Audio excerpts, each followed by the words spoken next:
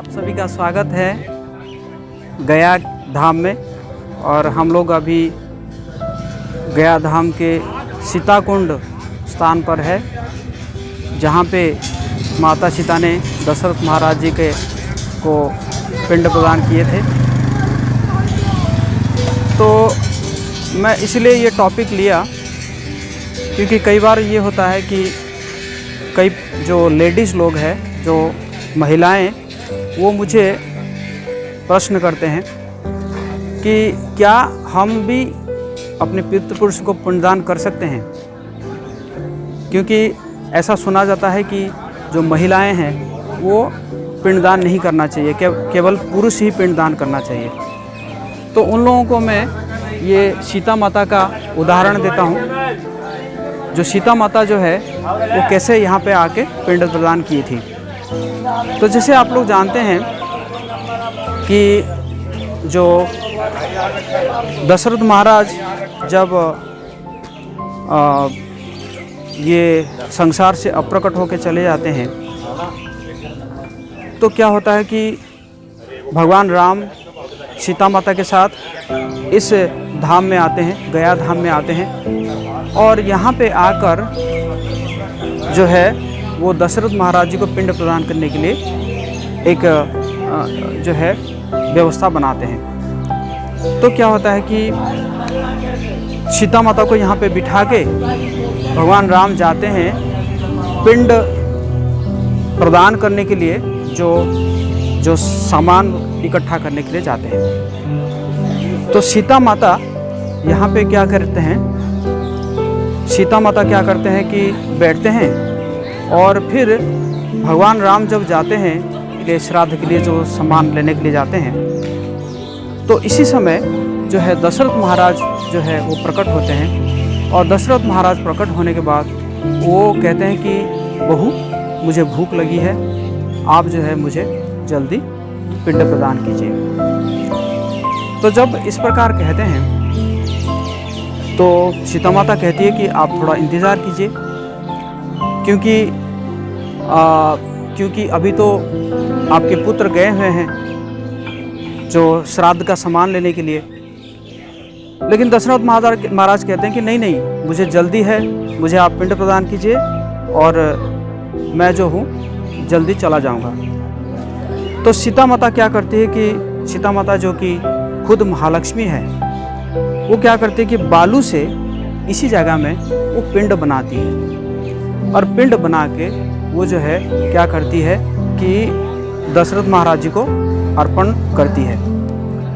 वहाँ पे ब्राह्मण होते हैं, वहाँ पे अक्षय वट होता है, वहाँ पे फल्गु नदी के किनारे, और वहाँ पे गौ माता भी होती है, और वहाँ पे तुलसी जी भी होती है। तो इन लोगों को साक्षी रखकर सीता माता जो है वो पिंड प्रदान करती है और दशरथ महाराज जो है उसको ग्रहण करते हैं। मैं आप लोगों को एक फ़ोटो भी दिखा सकता हूँ जहाँ पे ये वर्णन है कि कैसे दशरथ महाराज जो है उस पिंड को ग्रहण कर रहे हैं।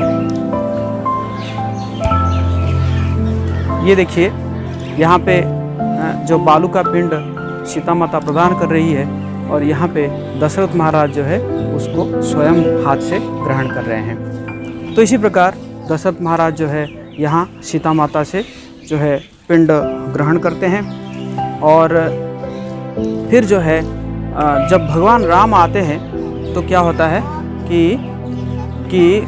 फिर जब भगवान राम जो श्राद्ध का जो करते हैं तो उस समय फिर दशरथ महाराज नहीं आते हैं। तो जब नहीं आते हैं तो भगवान राम आश्चर्य होकर पूछते हैं कि पिताजी क्यों नहीं आ रहे हैं। तो सीता माता कहती है कि वो जो है पहले से मेरे से पिंड ले चुके हैं, है ना। तो इसका साक्षी वो कहते हैं कि ये ब्राह्मण साक्षी है, अक्षय वट साक्षी है, फल्गु नदी साक्षी है, गौ माता साक्षी है। इस प्रकार वो साक्षी प्रदान करते हैं। लेकिन जितने भी ब्राह्मण हो या गौ माता हो या फल्गु नदी, ये सब जो है मुकर जाते हैं, ये सब साक्षी नहीं देते हैं। सिर्फ एक ही है जो अक्षय वट, वो साक्षी देते हैं, जिसके कारण सीता माता उस वट वृक्ष को वो वरदान देती है कि वो अक्षय बनी रहेगी। तो इसलिए कहते हैं कि वो जो अक्षय वट के सामने कोई अगर श्राद्ध देता है तो उसका श्राद्ध अक्षय हो जाता है। वो अक्षय लोक में, एक लोक है अक्षय लोक, उस अक्षय लोक में वो जो है जाके उसको स्थान मिलता है। तो इसी प्रकार तो यहाँ से हमें ये प्रतीत होता है कि जैसे सीता माता ने पिंड प्रदान किए हैं, तो इसी प्रकार जो माताएं, महिलाएं, स्त्रियां, वो भी अपने पितृपुरुष को पिंड प्रदान कर सकते हैं। ये एक भ्रम धारणा है कि नहीं, सिर्फ पुरुष लोग ही पिंड प्रदान करेंगे और स्त्रियां नहीं कर सकती।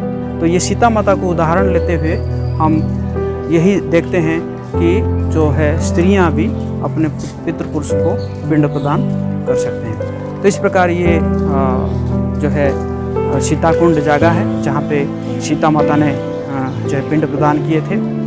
और तो ये आप देख रहे हैं कि ये एंट्रांस है और यहाँ पे जैसे जो बोर्ड लगा हुआ है, सीताकुंड का बोर्ड लगा हुआ है।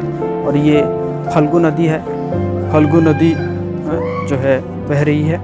फल्गु नदी में बारिश के समय में पानी रहता है, लेकिन बाकी समय में वो फल्गु जो है सूख जाता है, पानी नहीं रहता है।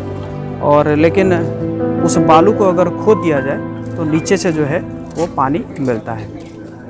तो इस प्रकार हमने इस प्रकार एक आप लोगों को एक इन्फॉर्मेशन दी है यहाँ पे ये सीताकुंड के बारे में।